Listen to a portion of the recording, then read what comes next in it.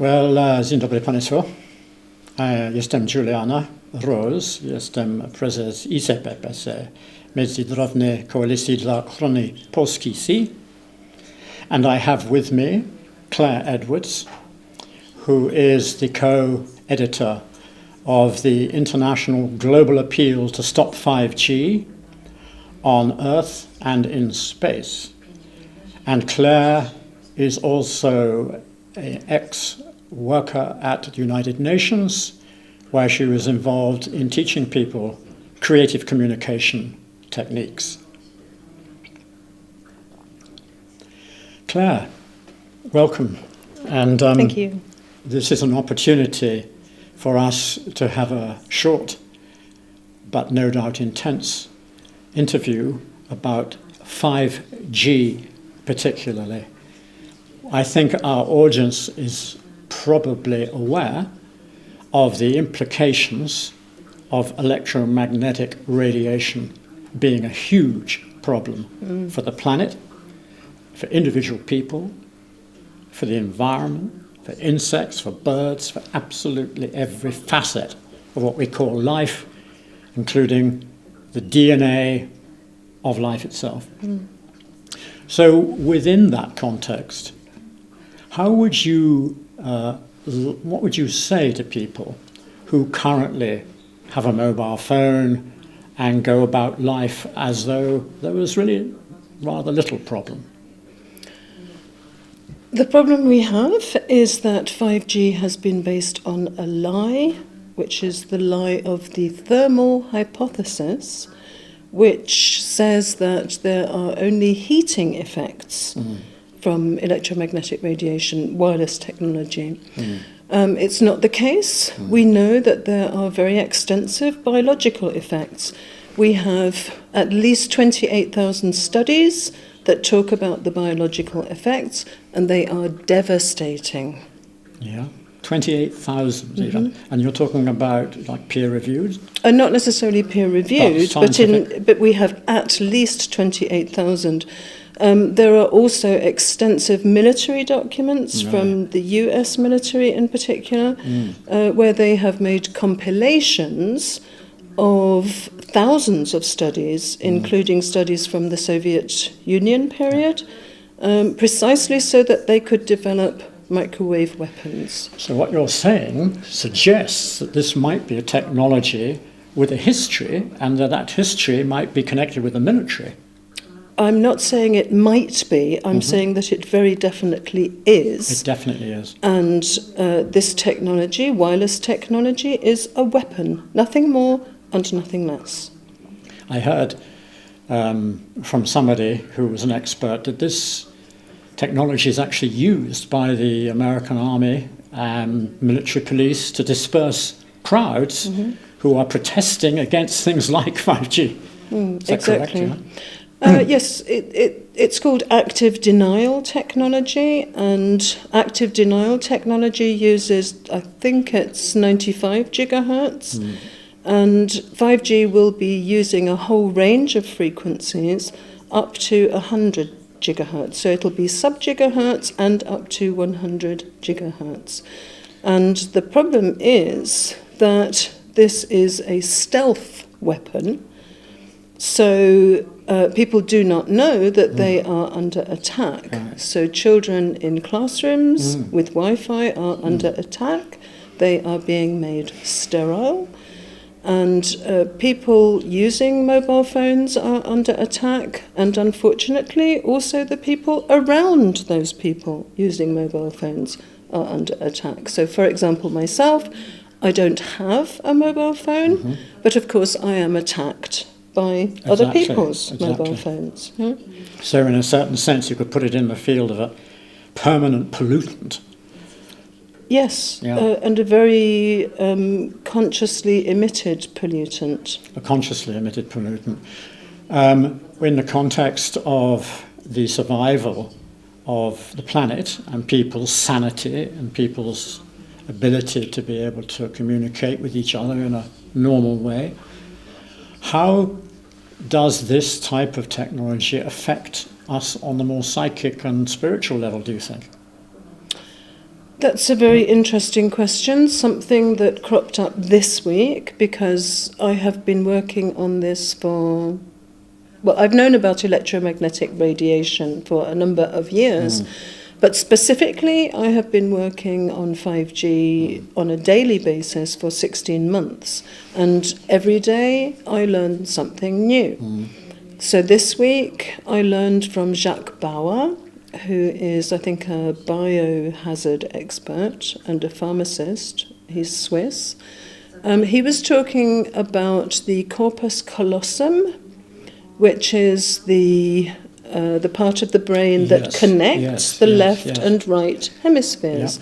And he said that, in effect, the microwave radiation actually, it has the effect of effectively severing the connection between the left and right brain. Wow. And this, of course, is extremely dangerous. I mean, a human being cannot function without the connection between the two. And there are many studies on this. He also talked about extreme aggression, and this could also be related to that. You know? It's also related to, for example, people playing video games where they are killing people and also risking death in virtual reality themselves. So they're building up a lot of adrenaline, but they're sitting and the adrenaline is not released. So this also contributes to actual violent behavior as a result of the microwaves. And we also have the problem of addiction, so it's also addictive. And Barry Trower, the weapons expert, tells us that these mobile phones are 17 times as addictive as heroin. Yeah, that's an extraordinary remark, isn't it? Some people watching this interview might have seen the interview that I was doing with Barry Trower, which can be seen on YouTube, and it is very revealing indeed. Now, Claire, I want to swing this into the political spectrum a little bit and say, given this information that you've just been warning people about, why is it the political establishment is so determined then to enforce this killer upon their people, their representatives, their citizens in their countries? I think it's very important, given that this is a weapon and we are at war. This is a silent war, but it is a war against humanity. I think it's important to tell the truth. There is a very long-standing eugenics agenda, which goes back to the end of the 19th century. And that eugenics agenda morphed into the UN Environment Programme and subsequently into the Sustainable Development. Yes. So there is a hidden meaning. Agenda 21, right? Agenda 21 and Sustainable Development. People do not realise that these concepts have a very different meaning. So 5G is a depopulation agenda. It can be nothing else. And governments are interested in this, depopulation? Well, it's a global agenda. This is being propagated and promoted by the United Nations, and particularly by the Secretary General, Antonio Guterres. I told the Secretary General a year ago, on the 14th of May 2018, I warned him about 5G, and since then he has done everything to promote this agenda and push it through every single United Nations programme. Which means that it effectively goes out into the world unstopped. It's incredible. I think people have to try and understand the implications of the fact of what you're saying, which is that governments, basically, are not remotely concerned with the health and welfare of the people who elect them. They seem to be there to do a completely different job. It seems to be that the job they've got to do, or they think they've got to do, is to do with some elitist type vision of the planet which has meant that anybody who doesn't support that particular view is no longer really needed on this planet. And this type 5G weapon is a useful, perhaps the most useful form of ensuring that process happens fast. Is that roughly right, do you think? I would say that is roughly right. I would say that the Jeffrey Epstein scandal and in Britain the Jimmy Savile scandal were extremely revealing. We know... Can I interrupt you? People won't know who Jimmy Savile is, probably. Jimmy Savile was a very popular broadcaster on BBC television and radio in the 1980s, 90s. And he was discovered late on in his career as being very, very heavily involved in paedophilia. And the BBC itself seemed to be implicated in having allowed this scandal to go unnoticed. And so the BBC's reputation was severely dented, was it not, by this factor? It was indeed. Jimmy Savile was protected by the BBC for 40 years. Right. And he was given children's television programmes when it was known that he was a paedophile. Yeah. So you have a connection now between Jimmy Savile and the former Prime Minister of England who brought Britain into the European Union. Mm-hmm. That was Edward Heath, who is deeply implicated by the Jimmy Savile scandal, and he was investigated by a chief constable in Britain who said that he found it extremely credible, the allegations that were made against Edward Heath. Now, taking this forward, we know that the paedophilia is a worldwide problem amongst politicians. Yeah. And now we have Prince Andrew also implicated directly in the Jeffrey Epstein scandal. Yes. So what we can conclude from this is that the politicians are blackmailed into obedience, and therefore actually we should have some sympathy for them. And in fact, I was told that Norbert Hofer, who was the Austrian Minister responsible for signing in 5G and making Austria the first country in Western Europe to have 5G. Is that right? Yes. I was told that he told somebody, and it was reported to me, that he had no choice but to support and implement 5G, and had he not done so, he would have been in fear of his life. Oh, that's really extreme. So, really, we need to work with the politicians and understand the duress that they are under. This is a short interview because we're at a conference and we have a limited amount of time. What would you suggest people should do, given the extremity of these circumstances? What would your advice be to ordinary people, particularly people with mobile phones? And that's, of course, 99.9% of the public today. Well, it's quite clear to me 5G is being rolled out by commercial companies, and commercial companies are profit-based. So if, on the one hand, you are going to have your mobile phone, you're going to pay a monthly payment for your mobile phone, and you're also going to say to the telephone companies, please don't irradiate us with 5G, this is completely contradictory. So the way to stop a commercial company is to eliminate the profit motive.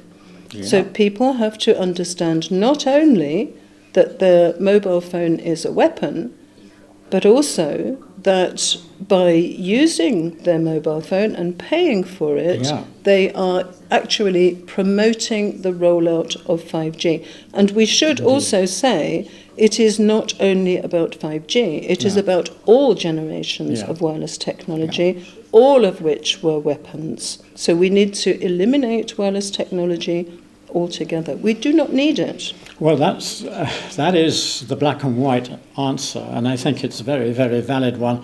For years I've said to people who support small farmers in Poland, small family farmers, prawdziwe jedzenie, dobra jakość, żywność, that why would you go to a supermarket? You know, why do you go to a supermarket to buy your food and then you want to support a small farmer? It doesn't make sense. It's cognitive dissonance. Your brain is not connecting. And it's exactly the same with this. The supermarket destroys the farmers, destroys the food. People go and buy it, and therefore they support the very thing they're against. So I think that this is undoubtedly a very valuable communication that you've put across today.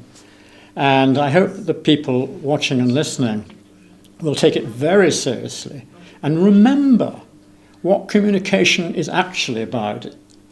It's about something which comes from your heart to someone else's heart. It's about something which is involving an interaction, which is a very beautiful, rather artistic thing. It isn't about deep, which is moving more and more and more towards a world of automaton, cyborg, robot. And that is the greatest danger for humanity, that we are being moved progressively to be robotic. Yes. And we have to go back towards being human. Is that not correct? That's exactly what I'm saying. That the antidote to 5G and artificial intelligence is your humanity. And we have to return to our humanity and our human values. Yeah. And when we go into a room together, we go into heart resonance. Yes. And this is science. It is not woo-woo. Yeah. So the solution to 5G is actually to empower ourselves. Mobile phones are disempowering. Yes. Mobile phones appear to me, I don't have a mobile phone. Nor do I. But I have had one in the past. Yes, so did I. Yeah. But mobile phones are some sort of security blanket or talisman to people. And they feel that they cannot live without one. Exactly. They feel completely terrified not to have one. Yep. So it ought to be a warning, surely, to people. Absolutely. I mean, if they can't realise that there's... Yeah, you know, you and I are a little bit older, perhaps, than some other people, and we remember another world. Yeah. We remember how it was. Yeah. I'm not against technology. I have always been very pro-technology, but technology should serve us. With a human face. With a human face, and it should be safe. Yeah. So there's no problem wiring your computer, and you can still use Skype or whatever to communicate with people. Yeah. We really do not need these phones. I would also say that you can keep the phone as a computer, and I know people who do this. Yeah. It's very useful to have a handheld computer, but please don't use wireless. Right. Thank you very much, Claire. Very, very interesting, very important. Thank you.